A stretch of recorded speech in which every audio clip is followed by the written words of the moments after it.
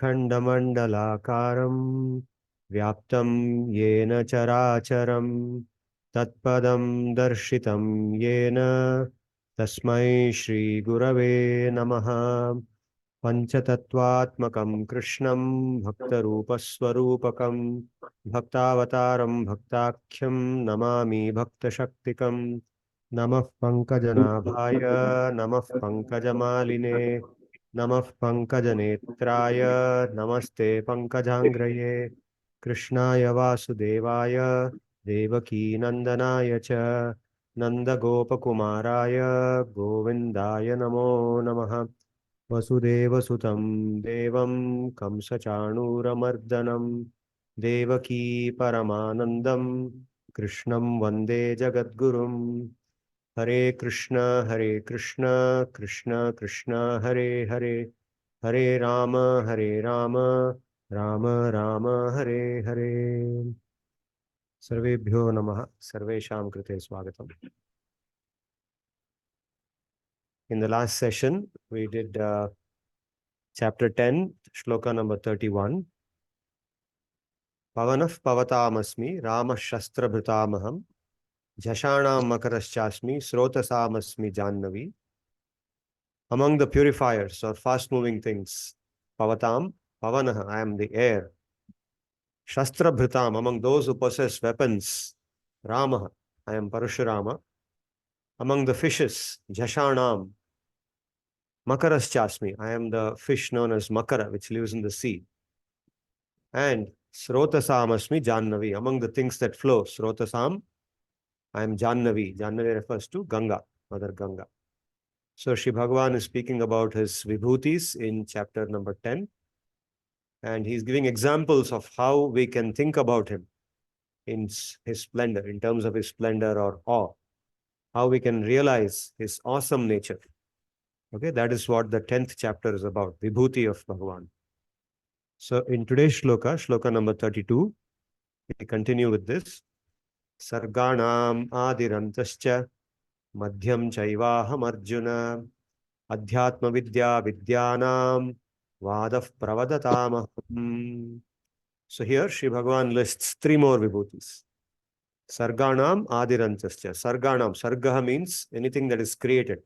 He's referring to this entire material existence, material universe or material creation. He says, Adihi antascha madhyamcha. I am the source, the origin of this creation. I am its maintenance and I am the end also. I am the destruction also. Everything originates from me. The whole creation originates from me. Its maintenance comes from me and the destruction also comes from me. I am responsible for it. So normally in traditional Hinduism, we hear about the Trinity. Say in the Western literature, you will find Hindu Trinity, right? Brahma, Vishnu, Maheshwara. Say Brahma is responsible for creation, Vishnu for maintenance, and Shiva for destruction. That comes later. More fundamental to that is the form of Mahavishnu, which is the source of everything. Creation, maintenance, destruction, everything comes from him. And he expands as three forms, Brahma, Vishnu, Maheshwara, and does these three functions. Okay, so he's the fundamental, he's the root of this. Now, a small point here is that a few shlokas ago, Sri Bhagavan had said something which sounded similar. So he said, Aham Atma Gudakeshaha Sarva Bhutashaya Sthitaha Aham Adhya Madhyamcha Bhutanam Anta Evacha. This is shloka number 20 of the 10th chapter, 12 shlokas before this. So it looks like he's repeating the same thing because there he says, I am the Atma, means I am the essence of every living being. Aham Atma Gudakesha Sarva Bhutashaya Sthitaha. I live inside, I reside inside every living being as the Atma. And Aham Adhya Madhyamcha Bhutanam Anta Evacha. I am the cause of the origin, the maintenance and the destruction of every living being. So is he repeating what he said earlier? No. Otherwise, this is called the defect of repetition. Why is he saying the same thing again and again? It sounds like that. But no, he's not repeating. There, in that shloka, he is referring to individual living beings as they transmigrate to different bodies. As we go from one body to another body, each time there is a birth in which a new body is created. And then there is the maintenance of that body throughout its lifetime. And then there is the death of that body. And then again, a new birth happens, a new body is taken. So in that shloka, he is referring to that. Bhutanam adihi madhyamantaha. But here he is referring to the entire material creation, not specific to the material beings' bodies, but everything in creation as a whole. Okay, so he's talking about that, and he says, think about that as me, as my splendor. Adhyatma-vidya vidyanam. Adhyatma-vidya, among all types of vidya. Vidya means knowledge or learning. Different types of learning, different types of knowledge we have. Among all of them, I am adhyatma-vidya, spiritual knowledge. Okay, so what is meant by this? Now, in our tradition, in the Vishnu Puran, for example, the different types of vidyas that are taught. You see, our education system traditionally was very elaborately developed. It was extremely extensive. Just like today, we are learning from the Western education system, right? And in India also, whatever is taught is largely the Western education system. So it's also very elaborate. So like that, our system was also very, very elaborate. It was based on the Veda. And this is one very concise representation of that system as described in the Vishnu Puran. The Vishnu Puran in the third Amsha, the sixth chapter, the shlokas 28 and 29, they say this. Anga nivedas chatvaro mimam sanyaya vistaraha puranam dharma shastram cha vidya heta chaturdasha vidya hietas chaturdasha. So the first shloka lists 14 knowledge systems, Angani, the Vedangas. The Vedangas are 6 in number. Vedas chatvara, the 4 Vedas. 6 Vedangas and 4 Vedas together, 10 systems. Mimamsa and Nyaya. There are 2 other systems, Mimamsa and Nyaya. So 12. Puranam Dharma Shastram cha. Puranam is one big system. There's so many Puranas, out of which 18 are considered the Mahapuranas. And then there are several Upa-Puranas and smaller Puranas and so on. So Puranam is one whole system of scriptures. Then Dharma Shastras. That's another big system like Manusmriti, Yagyavalkya Smriti. They're called Dharma Shastra. So all of them put together are 14. Eta Vidyahi etaha Chaturdasha. Chaturdasha means 14. So this first shloka lists 14 different knowledge systems. Each of them contain one type of knowledge. So the Veda is considered the basis for all of them. So the line lists the Vedas as 4 Veda. Veda is one body divided into 4. And the Vedangas are meant to assist us in studying the Veda. So 6 Vedangas, I had explained them in an earlier class. To tell you very briefly what they are, Vedangas are like Shiksha, the phonetics. For example, when you chant Veda, you sometimes go up, you remain in the middle, you go down. So they are called Udatta, Anudatta, Swarita. So that's covered in a particular anga called Shiksha. Then there is Kalpa. Kalpa is one of the Vedangas. Kalpa refers to different ceremonies, processes that are prescribed for, like the kind of pujas we do, rituals. When you do a pratisthapana, like Ramlala pratisthapana happened some time back. So there's a whole process given for how it should be done. So Kalpa refers to different ceremonial processes that are required for conducting different yajnas, pujas, and so on. So similarly, Jyotish Shastra, astronomy and astrology, they both go under Jyotish Shastra. So like this, there are 6 angas. Then the 4 Vedas are studied along with these 6 angas. Then Mimamsa. Mimamsa is about dharma. What is meant by dharma, the definition of dharma, the intention, largely covers Samanya Dharma. Nyaya is the system of, it's just like mathematics in today's world. Of course, there also we had mathematics in Jyotish Shastra and Ganita Shastra. There was elaborate mathematics. But when you do reasoning, when you try to build logical arguments, you do reasoning, Anumana is considered the principal methodology in Nyaya. So Nyaya is a whole system which develops this Anumana Praman in great detail. Then Puranam, Dharma Shastram. So altogether 14. The second shloka lists 4 more systems. Ayurvedo, Dhanurvedo, Gandharvaschaiva Tetrayah, Arthashastram Chaturtham tu Vitya Hyashtadashaivatah. So it says, adding these 4, it becomes 18 knowledge systems. So among them, Ayurveda, Dhanurveda. Ayurveda, we all know what it is. Dhanurveda is the science of weaponry or archery, science of fighting, according to Dharma. Gandharva Veda, music. music. Arthashastra. Arthashastra is niti or politics, or you can say ethics, ethical politics or political ethics, whatever, whichever way you talk about it. So, for example, texts like Panchatantra or even Chanakya, Kautilya Arthashastra or Hitopadesha, they come under Arthashastra. They talk about how to do things intelligently, ethically and intelligently in this world. How to identify an enemy, how to distinguish an enemy from a friend, etc., etc. So very, very interesting Panchatantra, Hitopadesha, very practical knowledge is given there. So all these put together makes it 18 systems, and these are just a summary representation of the different systems. Some other systems also which come to mind are not covered here. For example, Sankhya is not covered here. Yoga is not covered. Patanjali Yoga is not covered here. So Vyakaranam is one of the 6 Angas that is already covered. So some systems are not mentioned here. So this is just a representation of the elaborate Vistara. But among all of them, Sri Bhagavan says, all of these are very useful to us, and each of them is very rich. They're all according to Dharma.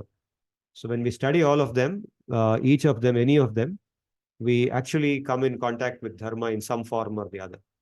But among all of them, the topmost one, the most important one is Adhyatma-vidya, or spiritual knowledge. Okay, so what is meant by Adhyatma-vidya, and how is Adhyatma-vidya different from all other vidya? How does it distinguish itself? Adhyatma-vidya is the purpose of Bhagavad-gita. Bhagavad-gita begins with Adhyatma-vidya. Is the most basic knowledge in Adhyatma-vidya is the knowledge that each of us is a spiritual being, is Atma. We are not this Deha. We are not material in nature. Each of us is identical to each other, right? If you look at our bodies, we don't look identical, right? We are all looking different. We come from different families. Our complexion is different. Our bodily shape, height, weight, figure, everything is different. So therefore, we are in appearance different, but in essence, we are each an Atma, a Jivatma. So that is the very first learning in Adhyatma Vidya. What does it make a difference to know that we are the Atma? When you know that we are, when we know that we are Atma, the first thing that we learn is that we are eternal. There is eternity in our existence. We don't die when this body dies. This body will get disease, it will get old age, it will die someday.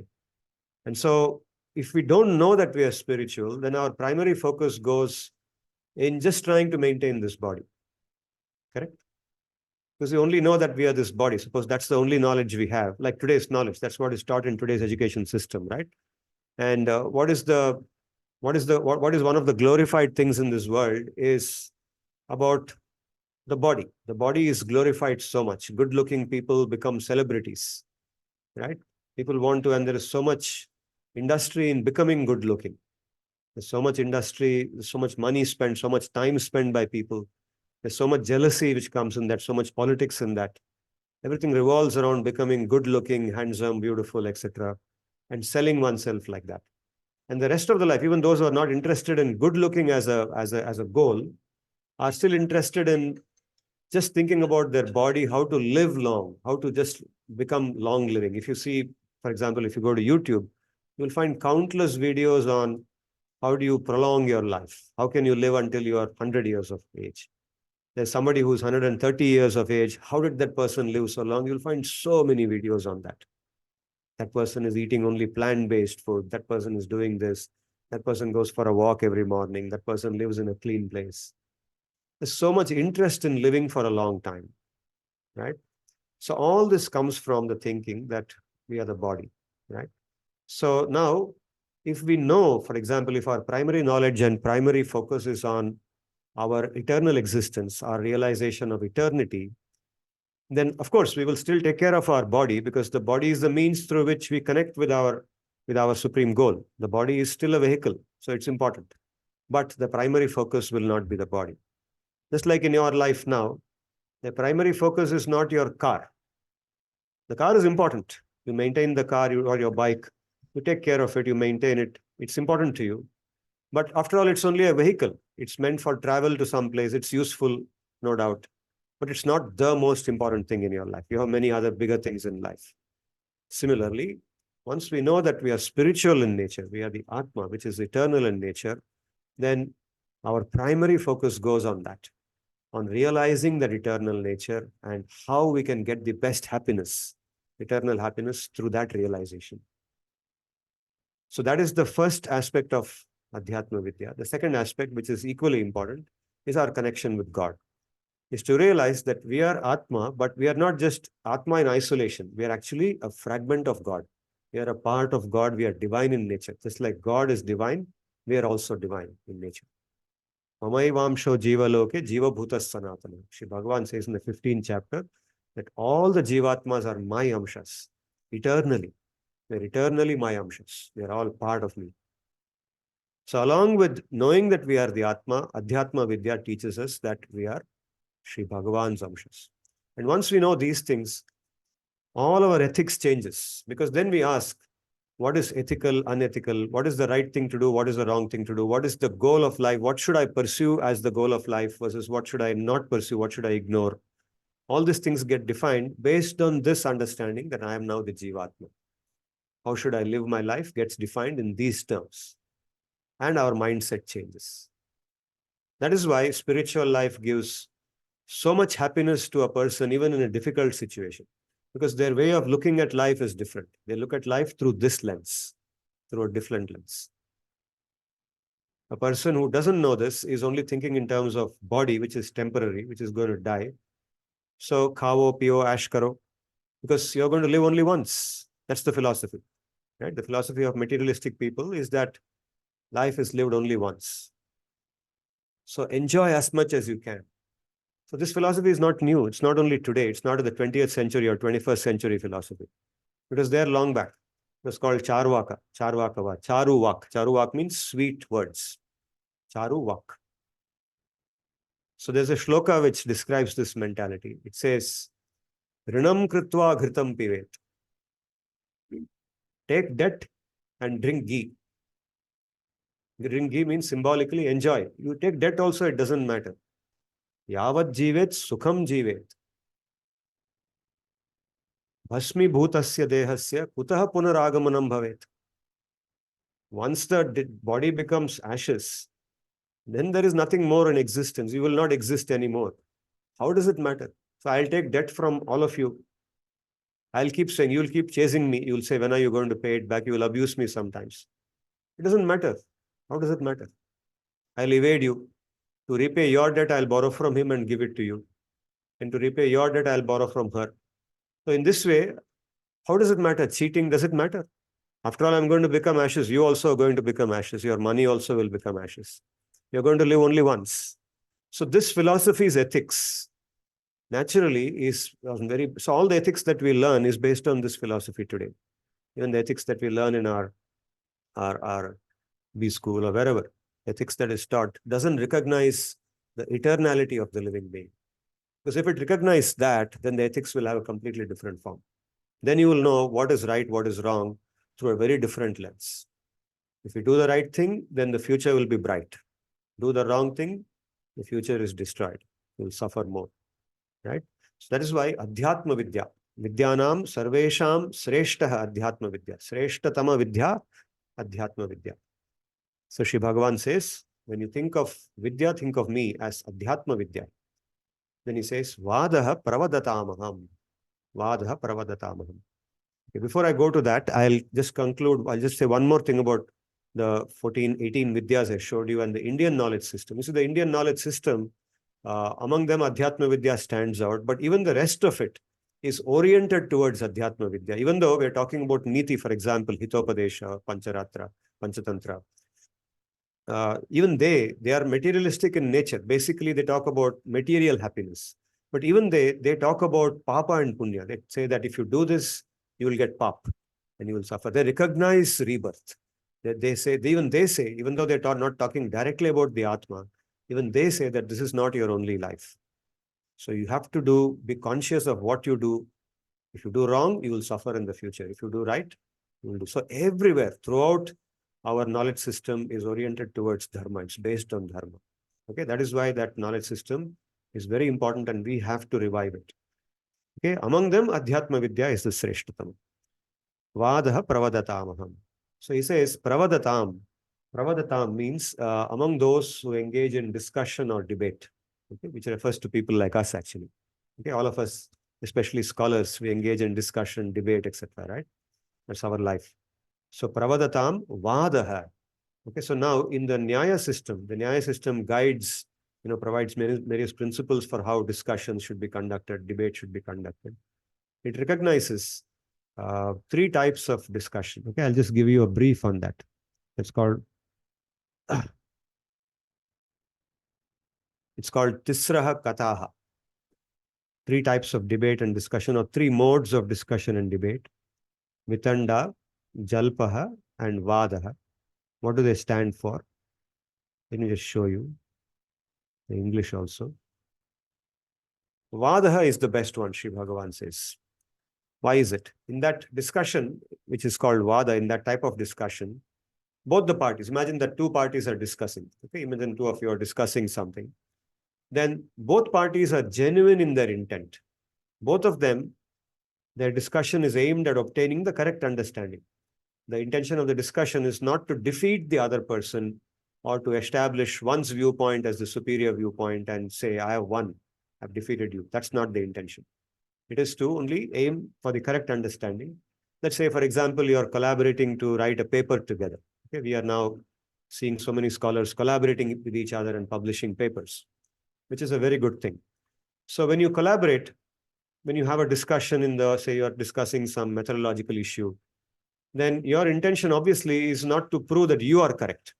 Maybe one of you is correct, the other person is wrong, but it's not yet clear to both of you. So both of you are making your points. You may be actually arguing with each other, but what is your intention in the argument?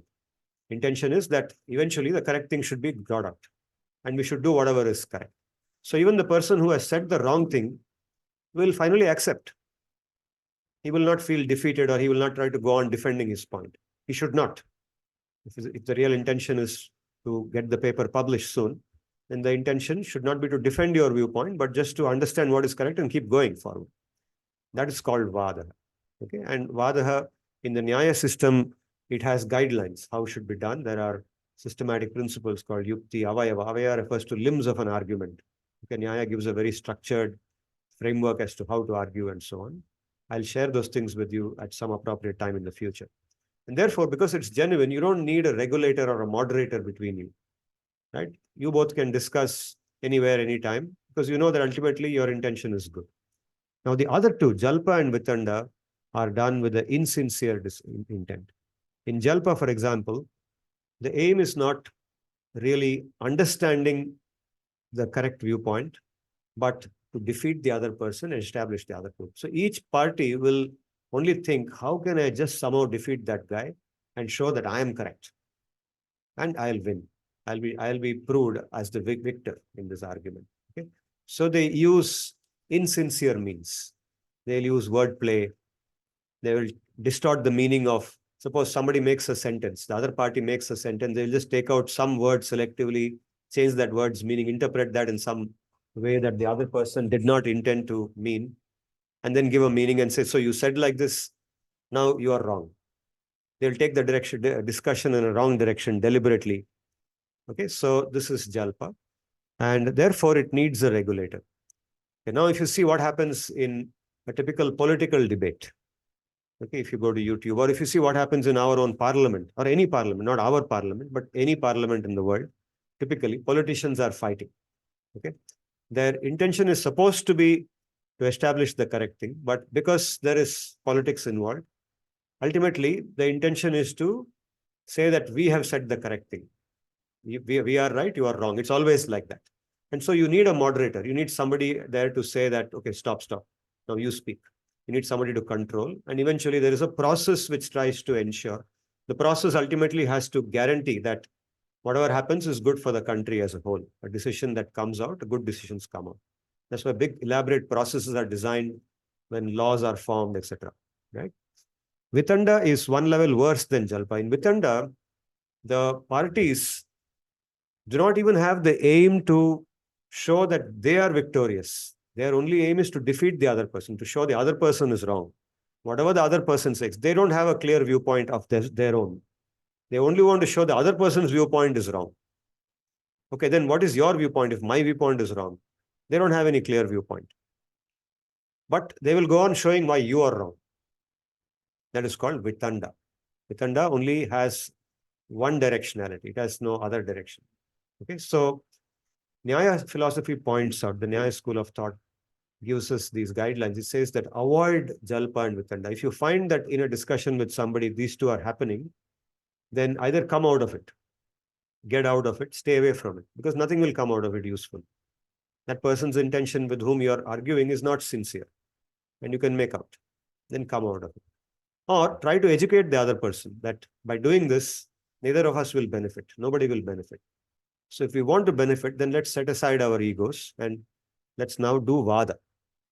Both of our intention is to really come to the correct understanding. And if I am shown to be wrong, I am willing to accept it. So if both parties accept that, then it becomes vada. Okay. So this is how we should have discussion and debate. And Sri Bhagavan says in the chapter. Vitanda, sorry, one example. How is this different from jalpa?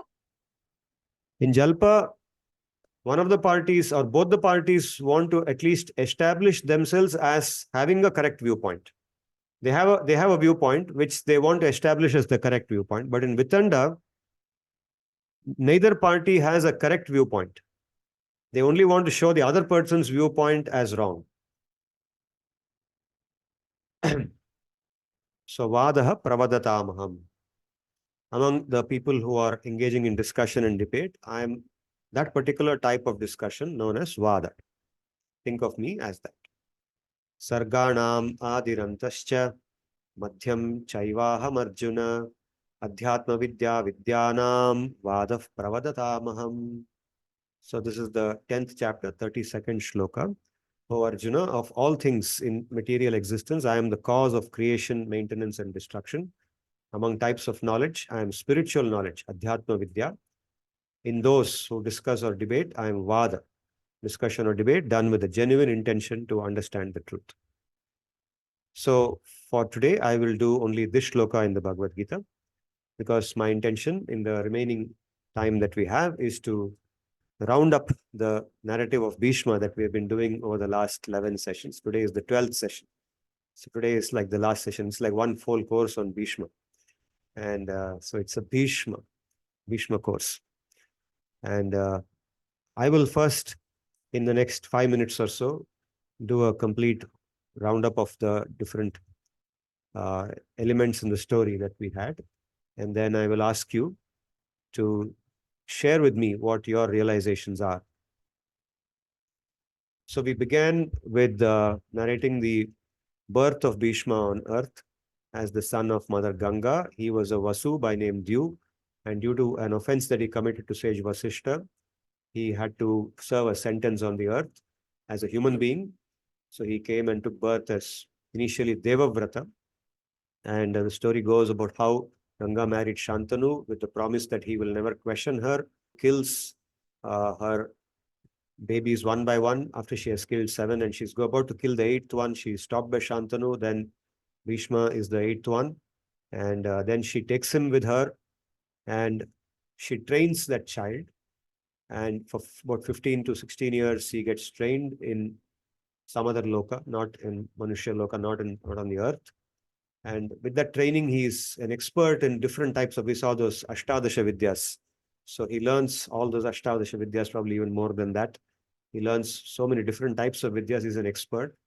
And then suddenly one day, he is handed over to his father. She comes and appears before Shantanu when he's walking by her. He's walking by Ganga, the river Ganga. So she comes out of her river and she hands over. The boy is playing on the side. He's shooting arrows.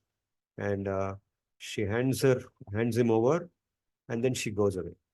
So Bhishma, you can see right from his birth, you see his birth is very unique, not like normally children have. First, the mother is trying to kill him. Then the father comes and stops that. Then the mother takes him away. He lives with his mother till he becomes a teenager. And after that, mother goes out of his life and he lives with his father for the rest of his life till his father dies. So he never lives with both his mother and father together. It's a very unique kind of birth. So then, after his father he takes over, then the famous story of how he brings Mother Satyavati to marry his father, and he becomes Bhishma because he takes two vows. First, I will never occupy the throne. The throne will be occupied by the sons of Satyavati and my father. Whoever is born to Satyavati through my father, they will become the king, not me. That is the first vow he takes. Second vow, I myself will never get married, so I will not have any children. So with that, he takes the vow of brahmacharya, which is extremely rare among the Kshatriyas. And so he's given the title of Bhishma. Bhishma means something that is awesome, or someone who is very, very huge. Then onwards begins his responsibility. Now his father passes away shortly after that, and then the entire Kuru dynasty is in his hands. He has to now take care. His two brothers born of Mother Satyavati, they are still small. So he takes care of grooming them and bringing them up. Now he has to take responsibility of making them the future kings and rule the planet. So first Chitrangada, he is the elder brother. He is much older than the second one, Vichitravirya. So Chitrangada is groomed, and he is crowned before his marriage. He's crowned as he's a crown prince. He's like the king. He's ruling now under the guidance of Bhishma. But his, he's something like, very crude analogy of a pampered kid, a rich man's kid. He's got all the wealth in his hands. He's good looking, etc. So he goes around, and he's actually a bit arrogant. He goes and challenges other kings, and eventually he gets killed by a Gandharva by his own name, Chitrangada. And so he goes out of the story. Now the other son, Vichitravirya, he's now Bhishma's focus, and Bhishma brings him up. He's much younger, so Bhishma takes care of the kingdom until he becomes old enough, and then he's crowned, and his marriage is arranged by Bhishma. Bhishma goes and brings the three sisters of three daughters of the king of Kashi, Amba, Ambalika, and Amba, Ambika, Ambalika. And Amba then goes out because she's already got her heart given to another man. Then Ambika and Ambalika are married to Vichitravirya. Vichitravirya has a good time with them, and that having a good time becomes a bit too much. And eventually he contracts tuberculosis and he passes away. So now from Bhishma's perspective, he had taken all the effort to bring them up, crown them kings, etc. He'd done everything to prepare them, the promise he made to his father and to the father-in-law, his father's father-in-law. But everything is now gone down. So now to recover from that situation, he arranges for the niyoga of his two, you can say, sisters-in-law, Ambika and Ambalika. And that is done through his own brother, Vyasa, who's born from Mother Satyavati. So Vyasa comes and he does niyoga of Ambika and Ambalika. And out of Ambika, Dhritarashtra is born. Ambalika gives birth to Pandu.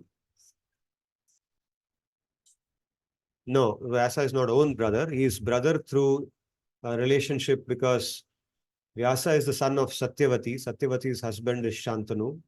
But she is born of, Vyasa is born of Parashara and Satyavati.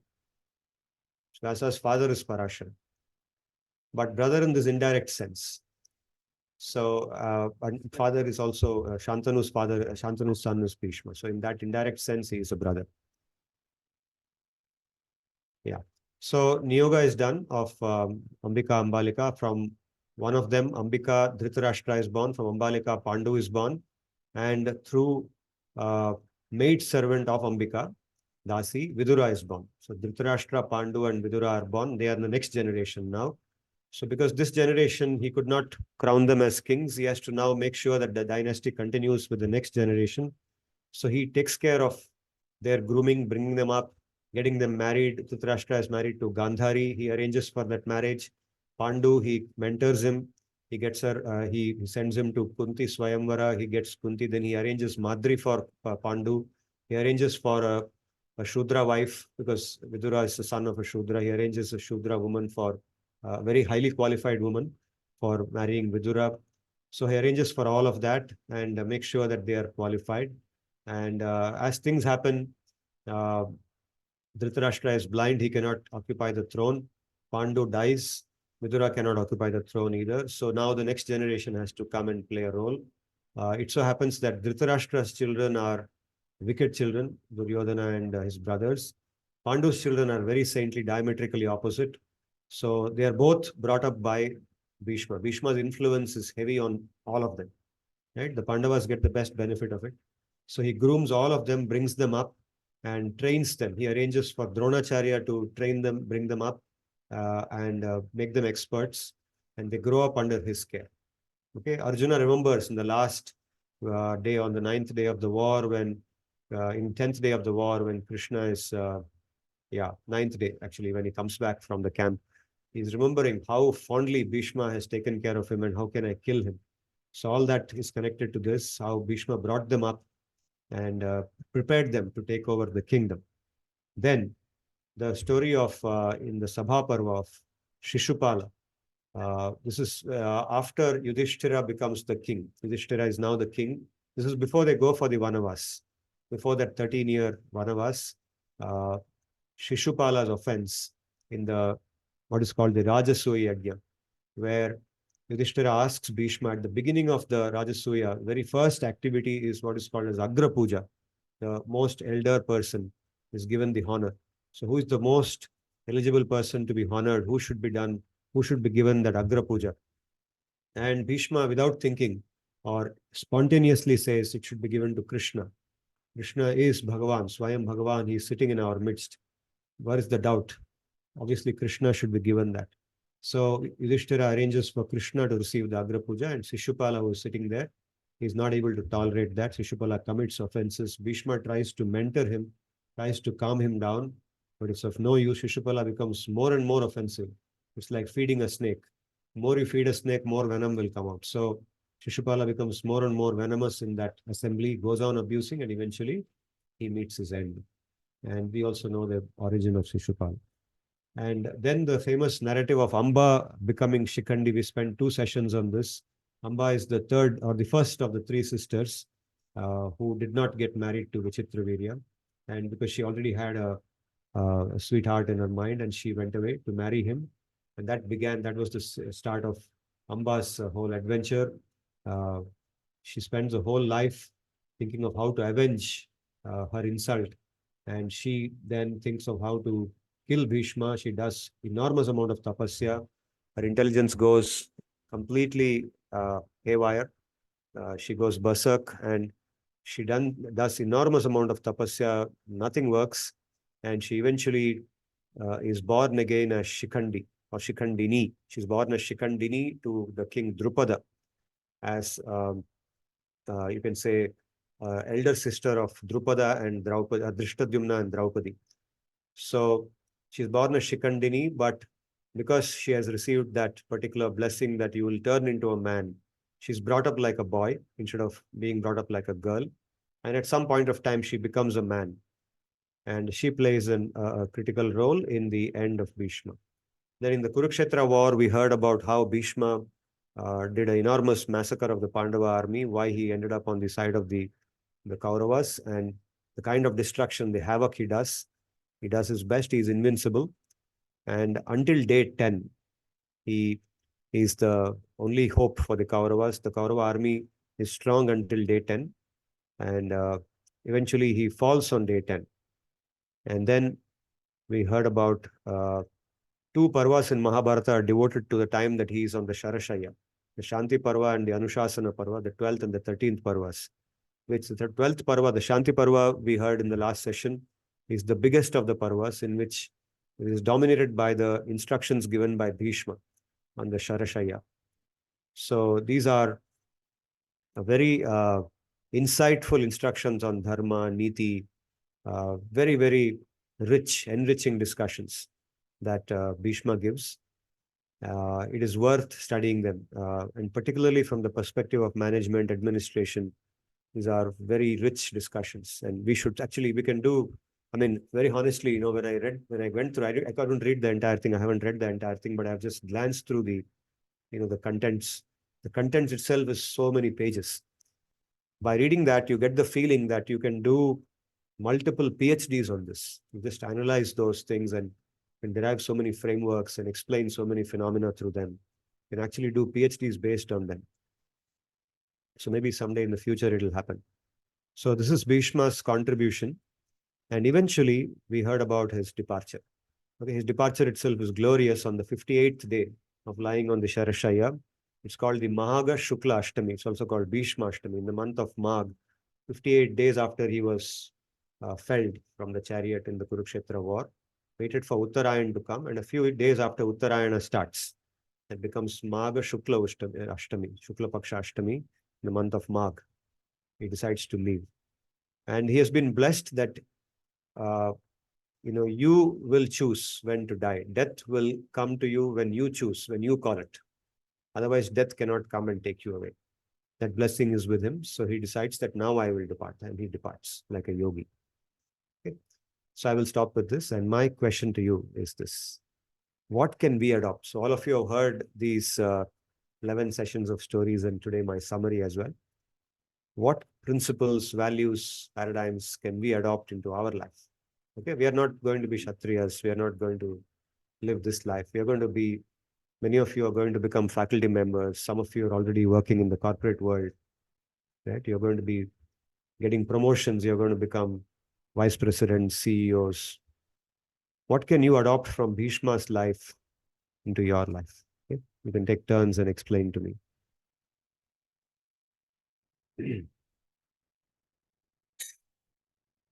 You also see who the participants today are. Where are the participants? Yeah. Sir, I believe one of two of the things that I found in Bhish that could be replicated by others would be discipline and taking initiatives, leadership quality. So these two things he has shown all throughout his life, all throughout the narrative that we have built around Bhish, that he was disciplined enough. Uh, he would do the right thing. He was just, and he would take initiative whenever it was required. And also like never give up kind of thing. Even on his when he was on his deathbed, the bed of arrows, he was in too much pain. Still, he decided to stay back. He could have taken the fulfilled his wish of death, but he wanted the war to end and the next king to be crowned. Give them proper instruction and just to so he never took no for an answer. He did everything to. So never give up attitude is something that we can learn. Thank you. Thank you. So thank you, Udit and Prapti. If you have anything more to say, you can add to it as we go on. But I would like you to note down whatever you said before the session concludes. Note it down. Maybe you can type it into email. You can all open your emails and you can type it in. And eventually at the end of the session, address the email to me and send it to me. Just press the send button. It will come to me. So I want this to be captured so that I can extract from you all these insights and probably combine them and make a whole, whole write-up on it. Okay, so please do that. As you talk, you can also help me to note it down. Thank you. So Subhashish, so Yes, shall I say? Yeah, please, Subhashish. So two things which stood out for me throughout the narration of Vishma's life story. One is his complete dedication to the commitment that he had done in terms of the fact that he would be taking a brahmacharya even though his mother had told later on that to protect the kingdom that he could take up the responsibility. He worked around that to keep the promise true. At the same time, always being extremely selfless for the overall objective that was taken. In this case, running the kingdom.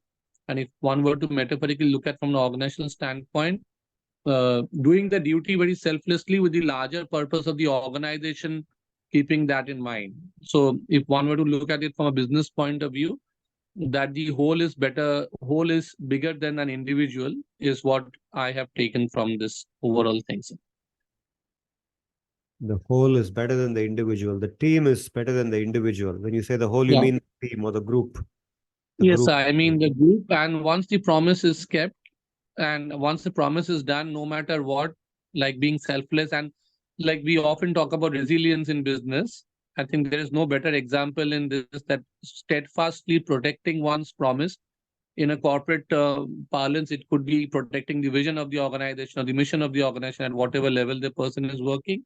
Parallels can be drawn very strongly, and I could see that throughout his life's objective. That's how Bhishma did that even till the last moment in that sense.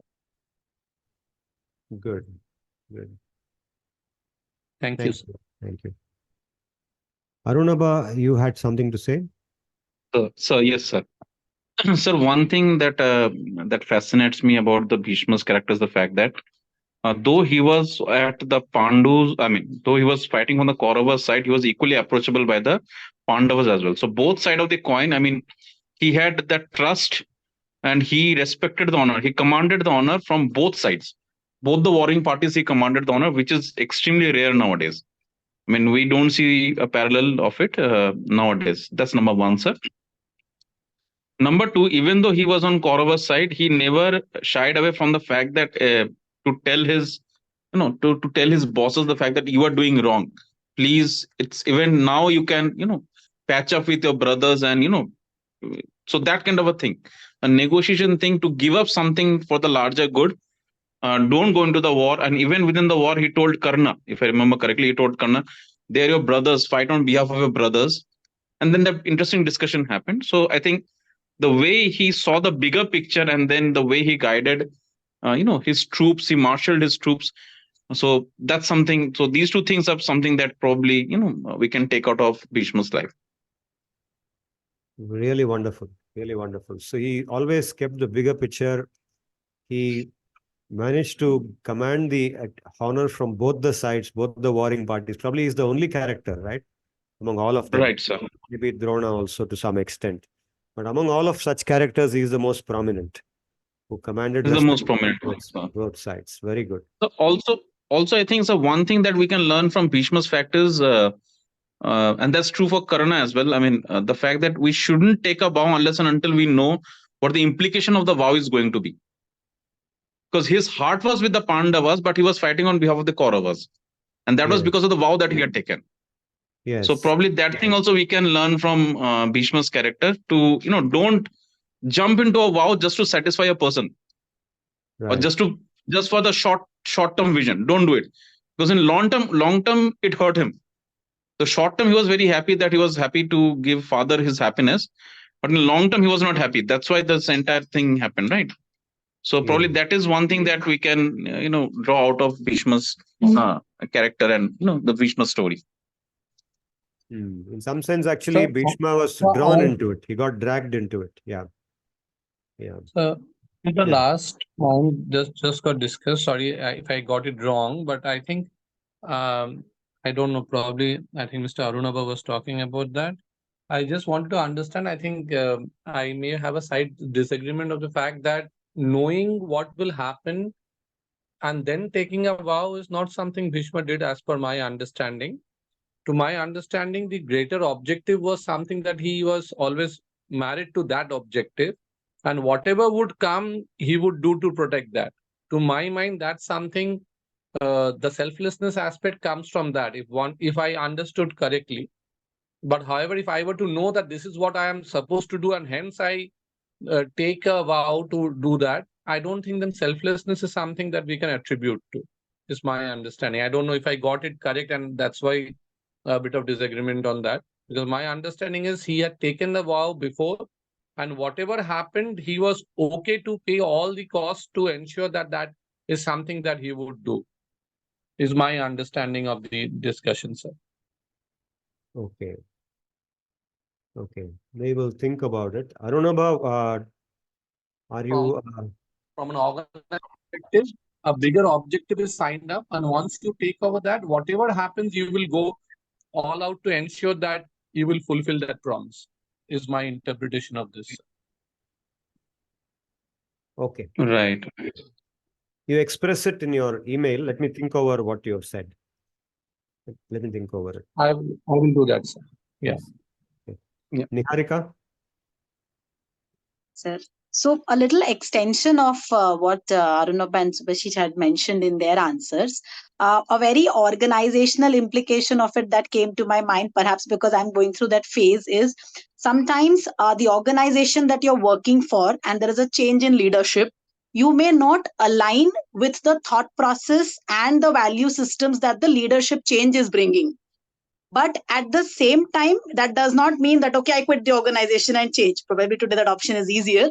Maybe you restructure with your value system, with your capacity of arguing, debating, with your capacity of impacting the microculture and culture, yet be a part of the same organization in the evolving scheme of things. And somewhere as an advisor, internal advisor, try to shift the overall focus. You may or you may not succeed, but keep continuing to be focused and principled on your methods. मतलब कई बार ऐसा होता है we become toxic because of the toxic culture upwards flowing. So we can still hold it and still foster dharma and righteousness within the organization. So little extension of what they were already speaking, but I just was getting a practical implication in the organization. So that was one. And second, between the just happened debate between between Subhashish and Arunabha, my thought was, I think I sort of agree with what Arunabha said, and that was the second thing I wanted to share, is somewhere it is a very selfless vow that Bhishma has taken in the beginning. But when you are taking a vow, when you are, see, any decision, we will not know its long term implication, but something like a vow which is having a long term dharmic impact, we will uphold the vow. We must not take only the immediate, so there is a whole jo hum karte hain in our analysis, in our paper writing, that what are the various scenarios. So maybe when he took the vow, he did not consider 5 other scenarios where things can go against the vow. He took the vow with one very ideal, correct scenario in the mind, that his father will have, Satyavati mother will have children and they will take over, etc., etc. But in his simulation of taking a vow, he did not consider that everything will fall flat.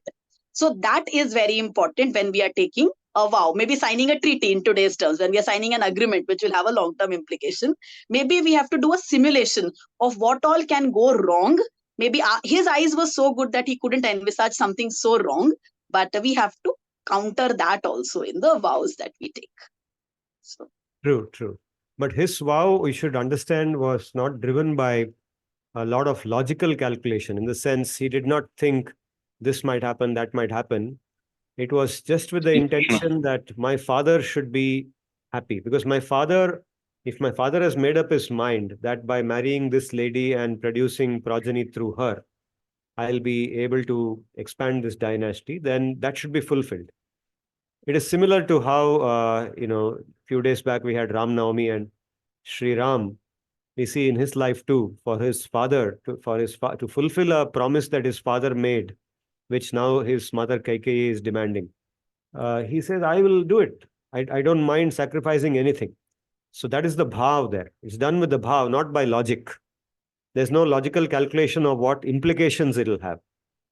It's done with the intention that if my father is happy, then everything will work out well for this dynasty. My father intends the best for this dynasty.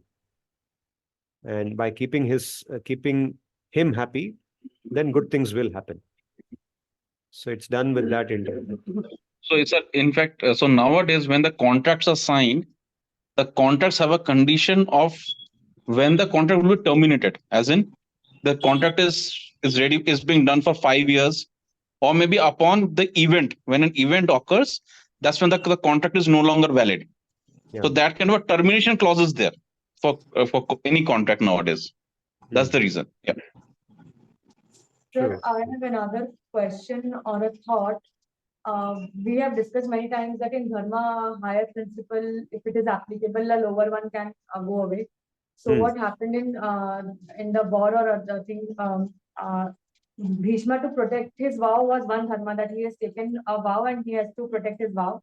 But then fighting on the wrong side, knowing that those the Kauravas are wrong.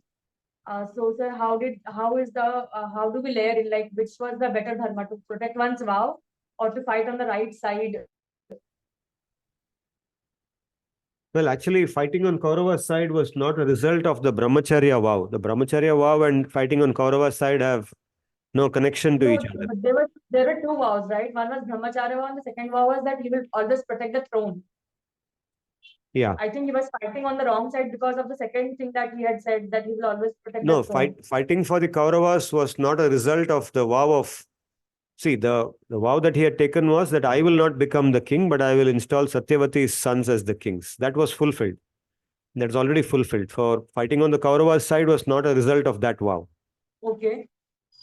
That happened because of, he says, no, arthasya purusho dasaha, arthastu daso na kasyachit. In that shloka, he explains that arthena baddho asmi. Means I am bound because of the material desires of the Kauravas. The Kauravas are driven by material desire, and I have become obliged to them. So in that session, we discussed how the, Duryodhana is so shrewd that he managed to extract obligation from people.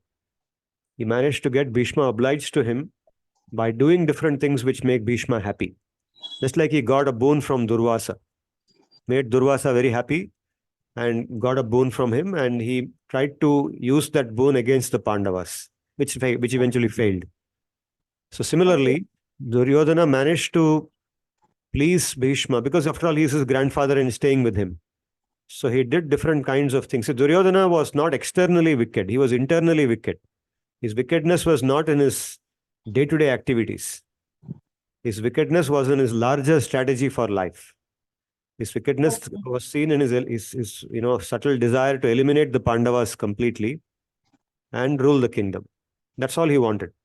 Okay, He so was Bhishma not was not able to envisage that while he was getting pleased with Duryodhana, and he got he could obliged. not, he knew that he was wicked in his intent, and he was all the time trying to mentor and change him. See, for example, if it's your own child who's got some wrong values in him, suppose your child is addicted to smoking, you will not discard your child. You will think how to free him from that habit of smoking. Correct, but then he will also not go against the child who is not here. It is like he fought against Pandavas. He never maybe killed anybody. He's of not them. against the Pandavas. That's where you're wrong. He is not against the Pandavas. See, Dharma Yuddha is like a sports match. You're playing on this side because you managed to get yourself obliged to him without your choice.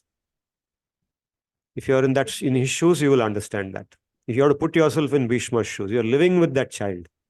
The child has done so many things correctly, and you bless him. In our culture, there is a habit of blessing. No, we bless you. Whatever you want, please ask me. I'll give you. Okay. So this way, Duryodhana managed to get Bhishma obliged to him, and then he became the commander-in-chief. He wanted Bhishma as the commander-in-chief, and Bhishma could not say no at that point of time. He could not say your intention is wicked, because there was no logic to show that your intention is wicked. He kept telling him that it's wrong to fight like this. You should not fight. You should give them the kingdom. But Duryodhana had his stance that I won't give them. I don't want to give. Okay. So it is a very subtle thing. It's within the family. Okay. So within the family, things are very difficult to sort out. See, if there are two unknown people, if you're an administrator in an organization where you're dealing with people transactionally, then it's much easier. You can just cite the rules and say, as per the rules, this is the decision. Right? So you run an organization like that, but you don't run a family like that. So obligations, bindings, all these things happen. So Bhishma got caught in the web of materialistic people. Although he himself was not materialistic, he is free from materialism. He's a completely realized person.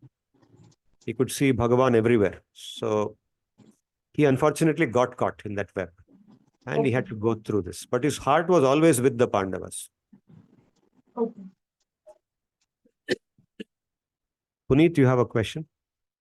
Yes, sir. I would like to add the qualities of the Bhishma. Most of the things I've said by many of my colleagues, but I would like to add one thing, that his one quality he's integrated was sacrifices. He was ready to do sacrifice. He is taking his country or his place is more than the anything else. So he was bound by the rules and regulation. He had put all his personal things aside and giving himself a more, his country a more privilege than anything else. So he was able to sacrifice his throne, everything for the country and for the family. So this Yeah. thing we should learn from him. And second, power is not everything. One should support the right cause. If we believe that someone other can rule better than me or take position better than me, then we should be set aside and give another one a chance. These two things are very good qualities we should learn from the Bhishma in this thing. First is sacrifice, and the second is to not to have a lust for the power. And rightly, as other have said, he is very disciplined personality. That is Yes. why he is able to reach at the highest level of the warrior with the practices and skills. He is able to achieve those things. He is highly disciplined, goes for the sacrifices and the power. These three qualities which I would like to take out from the Bhishma. And one thing I have, please correct me if I'm wrong. There is a slight that we have also discussing with the others also, that he has slight mischoice about the dharma. That is why where Sri Bhagwan comes into the picture to the Jada Jada Dharmasya, to establish a dharma, he take avatar, where Bhishma has caught in the web of the societal or family pressure and take the vows which are coming in the way of the dharma. So that is why Sri Bhagwan came and played it. And there are many instances where first of all, let me, it's my point of view, let me compare the Bhishma character as a Lord Rama character. He's as good as the Lord Rama. I'm not comparing that Sri Bhagwan with Bhishma, but his Kshatriya values is as much comparable to Lord Rama. Yes. Like he can do anything for the vows. But as the time changes, that was a case of Treta Yuga, and now this is a Dwapar Yuga. This is my personal point of view. When the time changes, the cycle changes, then the definition of dharma changes. Then at that time, at the time of Lord Rama, there was complete chaos in the society. To correct this chaos, there's one personality came into the picture in the Lord Shri Bhagwan, and he tried to give the message of that discipline, pran jai par vachan na jai, these kind of things. And it was carried to the Dwapar Yuga. But at this time, Shri Bhagwan Krishna came with another message, that these things are not important nowadays. You can also tell a lie, protect the dharma. You have, as he was in the case of that vad of Dronacharya. He asked again a very dharmic person used to tell a lie. So he said that lie can be there, but if it is for greater cause. He himself left the Mathura and settled at Dwarika, left the place, ran price to protect the dharma. And again, in this again, he also took a vow that I will not took a shastra, but he showed to everyone that vows can be broken for the dharma. He took once there was a scene described by you also, that he rushed to kill Bhishma in instance of war. So the Shri Bhagwan says that to protect the larger cause of dharma, we should be ready to break our vows, but the dharma should be protection. The two personalities are very contrasting, Sri Lord Krishna and Lord Rama. But the basic goal is to protect the dharma is the same. This is the where the teaching of the we are getting that the Bhishma is little is trapped in the web of that vows. So, but he's not able to perform the full dharma, where the Sri Bhagwan came and corrected him, and it was appreciated by the Bhishma also at this time. Yes, yes. Nice points, unique points you have made. And the comparison to Lord Ram also comes from the common thing that both of them made sacrifice for their father. Yes. Both sacrificed to fulfill something that their father had to achieve. Yes. Actually, the Bhishma is following all the traditions set up by the Lord Rama only, if we can say that all the teaching. But the point I am here try to make is that the time changes, the situation also changes. Then the one should able to convert these things to protect the dharma. Dharma is the most important thing in this world. Yes, yes. Thank you. Very nice points. Yeah, very nice. Jayashree wanted to say something. Yes, I would like to go with what Puneet said, that is comparing what about Sri Rama and Bhishma, but a little differently, in the sense both of them promised they did pratigna to their pitras, to their father. And they lived by the pratigna, whether difficulties came or there were favorable conditions, whether anybody was looking at them, whether anybody was praising them, criticizing them, nothing mattered. What mattered was the pratigna that they had made to their respective fathers. So the pratigna was the central to their entire life. That drove their life. And I'd like to slightly disagree here with what Arunabha said, that you have to think of all the consequences and then, promise. That may be true for, the laukika pratigna. But here we are talking about the kind of adhyatmika pratigna that we take, and which we can follow in our day-to-day life. We promise things to our parents. We promise things to our elders, to our respective spouses. So how much do we actually, do it?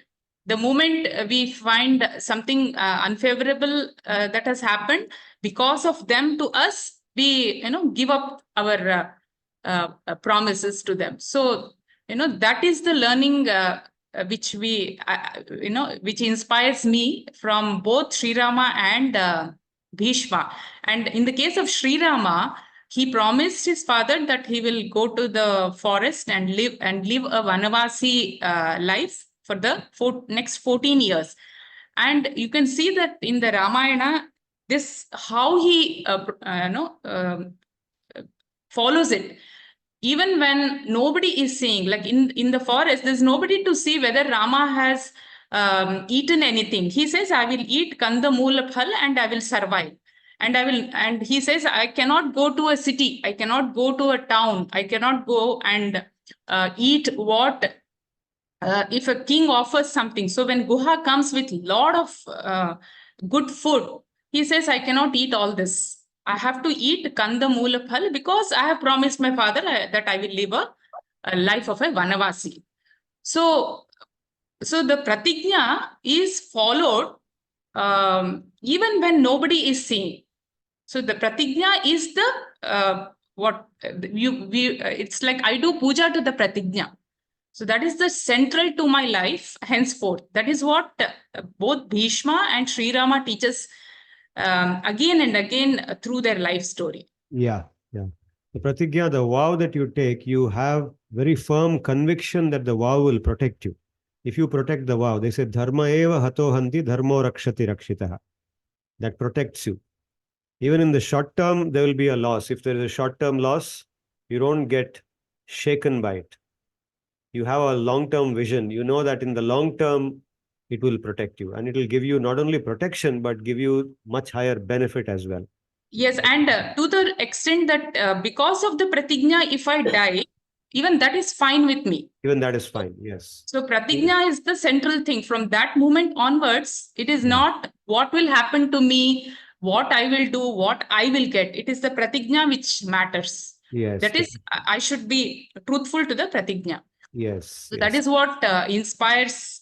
I mean, this we can see both in, And one more thing I wanted to just share. I think in one of the classes, Puneet had asked a question regarding Bhishma, that he had read somewhere that when Bhishma was a small boy, he had hurt a butterfly and troubled it, and therefore he had to go through the Sharashaya thing. Yes, ma'am. Yes. So actually, Puneet, the story is right, but the association with Bhishma is wrong. The story actually is associated with Vidura. So the story is like there is one Mandavya Rishi. This is there in the Mahabharata. You can read. Yamaraj goes through that. Mandavya Rishi curses Yamaraj because Mandavya Rishi had troubled an insect when he was a small boy. I mean, he was a very small boy, below 12 years of age. And unknowingly he had done, and Yamaraj punishes him for that. So he curses Yamaraj, saying that you should be born in a Shudra family. So that is the association, not Bhishma. Okay. Okay, ma'am. Thank you. Got it. Yeah. Mm. Thank you. From the class here, those who are present in the Ma'am, classroom today are silent. Arunabha wants to say ma'am, something. I have a question, ma'am. Ma'am, this Mandava Rishi thing, and Yeah. if I remember correctly, there was a curse that was given, but then the curse was annulled given the fact that when the boy did that piercing of the insect, the boy was less than 12 years old. Hmm. Yes. Right. Yes. It was less Yes. than 12 years, so the curse was annulled also. So it was not effective after a certain point of time. When it was Towards realized that the decision is incorrect, so I'm not clear about the story right now. If you can throw some light on that, ma'am.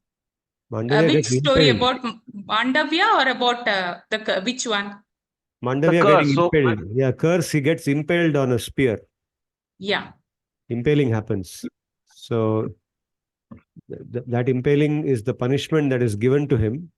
And Yeah, then Mandavya Rishi is doing tapasya, and some thieves come with the stolen property, and they hide in the cave where Mandavya Rishi is doing tapasya. And Okay.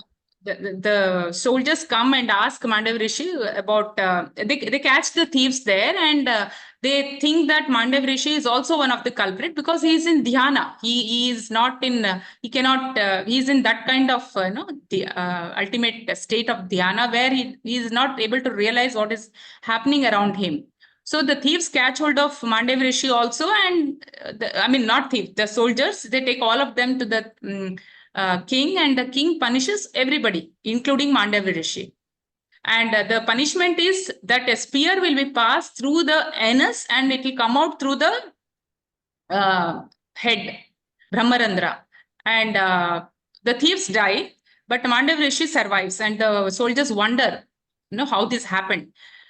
And then they lower him down, and they are unable to remove the spear. Then they cut the spear down. This is there in the Mahabharata, Vyasa Mahabharata. And the spear will be attached to his body from then on, and he's called Animandavya from then on. And then he goes to Yamaraja and he asks why I was punished like this. And then Yamaraja tells about this thing that he has done when he was a small boy. And then the later incidents happen. Okay. Thank you, ma'am. Yeah. thank you. Anybody here has any question? I also had some points. Yes, Kedar had some point. Can you speak a little loudly, Kedar? Yes, you can catch, the mic can catch you. I have one point that I have observed is about the self-awareness of your strength. So Bhishma being one of the recognized as one of the strongest character among all the characters that we possibly talk about, except God, of course. So Bhishma and except Parshuram.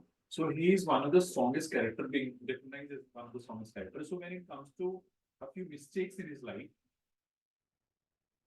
sometimes it's my learning from it is even if you know that you are strong, you are privileged, you have to recognize that there might be some different perspective to what you might have done, that people may find it as your mistake. And for example, in case of Amba Balika, he suggested her to go to Lord Parshuram because he can only give you the right justice if I'm wrong. So he was self-aware of his strength, but he was also considerate about somebody else, that I might be wrong from their perspective, let them have their justice in their own way of satisfaction. Same cut to what happened when, like at later point time, he also left his weapons because he had done in the next like birth of Malika, he actually left his weapon just because he was cursed, or maybe he promised that I'll do that. So he was self-aware of his strength, but he recognized that there might be something more to this humanly that I should be considerate. So this one thing, that when we are at a greater position, when the better place, when we are privileged, we should always recognize not only our strength, but also we should embrace, compassionate behavior, that we should think about other people rather than just proving our own point right. This is one of my learning, that we can be wrong too sometimes. Absolutely. Very nice. Very nice. Thank you. Yes, Anjana. So while we were discussing the one shloka that we covered today, one very good point that was highlighted was that we all are one entity and only the costume is different. So in the practical sense, I think Bhishma was able to encapsulate that in his character in the very beginning of the story, where he could sense his father's wish that he himself didn't verbally tell him. So he was very empathy also would be a very a very small word to say to encapsulate that kind of oneness that he showed to his father, that this is what my father want. So that You could feel that. yes, he could feel that. So the very fact that he could feel it without his words was in itself a testament to what we discussed in the shloka, that we all are one. And he could actually execute that in his life, that he is one, not because he is his son, but because I think he was very spiritual in his nature, spiritually elevated to that level where he could execute that oneness with the different living beings. Exactly. So Not because spiritual he was family, but because he could consider as a fellow Jivatma, as a fellow how he Jivatma, must be feeling. that's Yes. what he wants. And once he considered and understood the need that what his father wants, after that, the second point that I want to bring about here is that he was, as we were discussing, that he was very selfless. He put himself back and everybody else in front of him. And while doing that, the third point that I want to add in this continuation is that while doing this, he never evaluated his efforts. He never said that okay, I made a vow to my father to bring about Mother Satyavati's son, Right. and if they are not alive, my job is done. He never said that. He never said like that. He, Yes. he took his duties from generation to generation to another generation. Hmm. So he never evaluated his efforts, and he never asked for or will. He didn't have any will for any kind of gratification for whatever he was doing. So one, that he was one. He showed oneness. Second was that he was very that me after others. Right.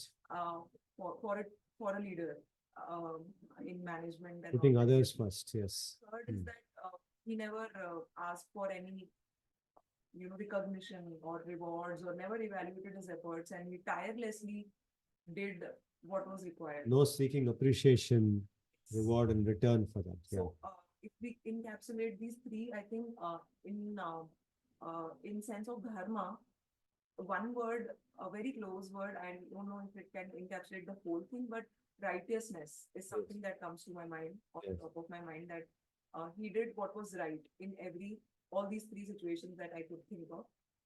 While recognizing also, he thought that yes, this is right. While taking the vow also, he didn't evaluate anything, and then executing it also, he didn't evaluate, and he just did what was right to do. Yes. He could act appropriately in all the situations. Yes. Yes. And that's a sign of a spiritual maturity, spiritually very mature. So he could see things from a very different perspective. Yeah. Excellent points. I think both you and Kedar, both of you write down, send me a short email with the points that you have made. I will add them also. Anybody else here has anything to say? Yeah, Basu. Just to add to Kedar's point, so as we saw, there is up to day 9, Bhishma was single-handedly changing the course of the fight. So Pandavas were actually losing. And but he is very he follows the Kshatriya Dharma. And as you said that Kshatriyas cannot fight women. So when Shikandi came in the form of Amba, so even though he can change the course of the war and he is as good as Arjuna, but he dropped his arms when he saw that Shikandi has come in the form of a woman. So being Up at to that principle, yes, principle that he has. even though he's all powerful, Hmm. so I think that is a very strong message. That even though you may be very good in your field, but you should abide by some principles and stick to them. So even though he was very intensely fighting, he was in control. He could immediately withdraw when that particular situation came. His principle, he could not violate. He did not violate. Yes, excellent. Please send it to me on an email. Yeah, Nalin. Sir, like so many perspectives have been discussed, but I have a different point of view. Yeah. So my point of view is that like Bhishma was a great personality. Even we compared him in terms of that the vow he has taken. We compared him, To Ram. with Lord Ram. Sri also. Ram, yeah. But like having done thousands of like right thing, he probably did one of the like major mistake in his life by being silent. Like I would not say exact like completely silent, but by not taking any action when Draupadi was being humiliated in a Raj Sabha. So whatsoever it may be, he could have been worshipped, worshipped as a like great personality like Ram right now. If you would have stood there at that point in time and would not like be a part of other side in the war as well, because he was so much devoted towards the throne and he has taken that vow. So that is also one of the things that I think he did wrong in his entire life, though he has done like probably 998 good deeds and only two bad deeds out of 1,000 or something. Okay. Ananya, you had something to say?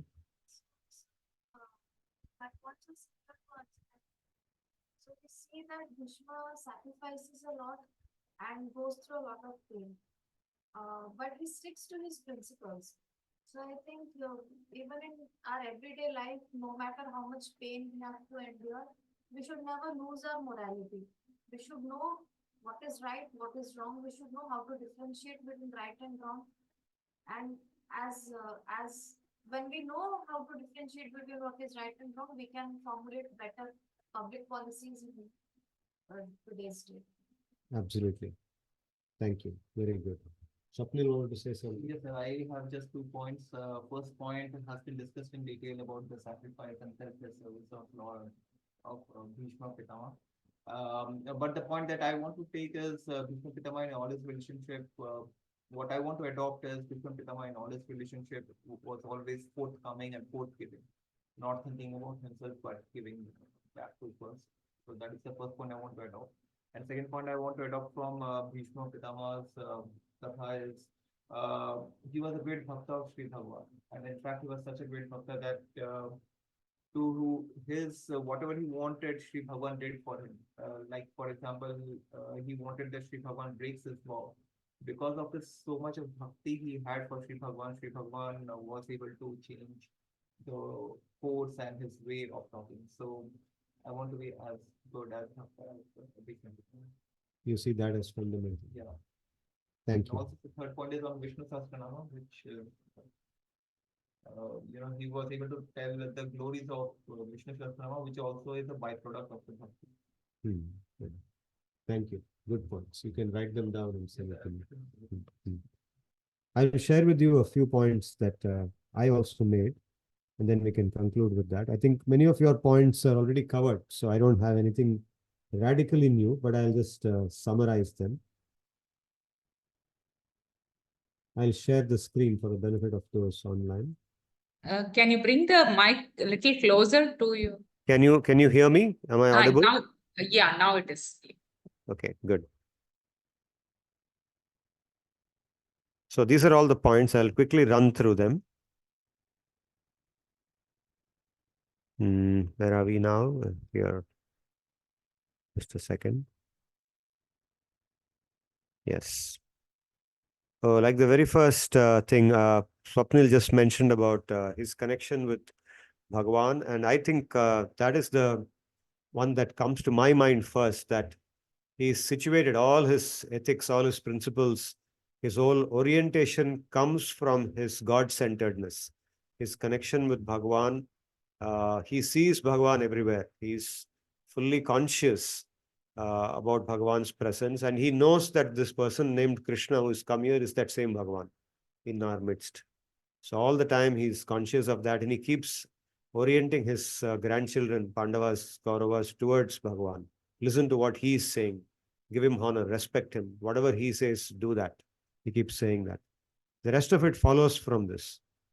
His adherence to dharma, duty-mindedness, like all of you have pointed out, his uncomplaining nature. And this is something I want to spend just 1 minute saying that normally, we have a tendency in us to blame somebody. We find someone to blame when we have a difficult situation. When something goes wrong, when we encounter a failure, we will not think that we are the person responsible for that failure. We will want to find somebody else responsible for it. Right? So this is one thing you see not present in Bhishma. He doesn't blame anybody. He faces so many challenges throughout, but he just goes about trying to find a solution to resolve that. There's no place where he's sitting and blaming somebody and ranting about it. And that's, I think, is a very powerful quality of a leader. Very powerful quality. He refrains from self-sympathy. Self-sympathy is one weakness that we have. We try to talk about what wrong things happen to us. We want to get others' sympathy or empathy.